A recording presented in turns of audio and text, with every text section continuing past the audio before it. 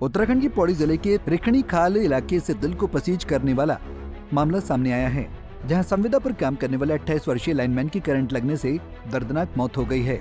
वहीं युवक की मौत के बाद पूरा इलाका गमजदा है। साथ ही युवक की मौत पर लैंसडाउन के बीजेपी विधायक दिलीप सिंह रावत ने यूपीसीएल पर कई सवाल खड़े किए हैं। साथ ही अपनी सरकार को कटघरे में खड़ा किया है।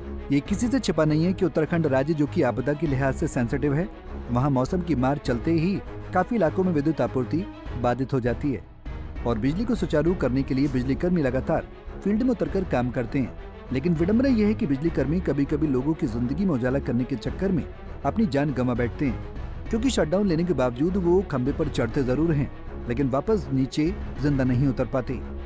अब ऐसा ही मामला पौड़ी के रिखणी खाल से सामने आया है, जहां अनिल नेगी, जो कि ऊर्जा निगम में संविदा कर्मी के तौर पर कार्यरत था, उसकी करंट लगने से मौत हो गई है।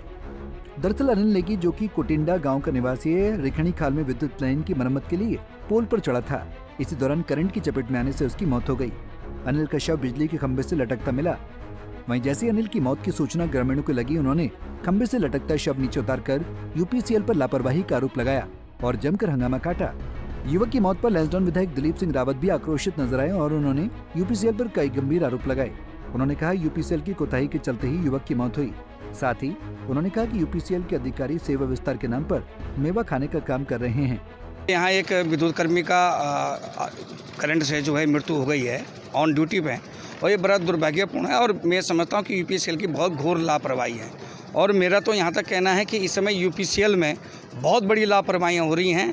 टेम्परेरी एमडी बने हैं, टेम्परेरी डायरेक्टर बना है और पैसा ले लेके इनको पोस्टें बांट दी गई हैं। और ये समझ लो कि क्षेत्रों में अफरा तफरी है। मेरे यहाँ डिवीज़न कोई है, जेई कहीं से आ रखा है, एसडीओ कहीं से आ रखा, प्रॉपर कोई काम नहीं हो रहा है। और मेरे कई बार एमडी से कहने के बावजूद भी उन्होंने ये कार्रवाई नहीं करी। मैं समझता हूँ कि सेवा विस्तार के नाम पर मेवा ज़्यादा खा रहे हैं ये आज वर्तमान में अधिकारी। बता दें कि उत्तराखंड में आपसी समन्वय न होने और लापरवाही के चलते पहले भी कई कर्मियों की जान बिजली की करंट लगने से चली गई और विडंबना यह है कि सिलसिला बदस्तूर जारी है, जो कि चिंताजनक है। पंजाब केसरी टीवी के लिए पौड़ी से प्रदीप नेगी की रिपोर्ट।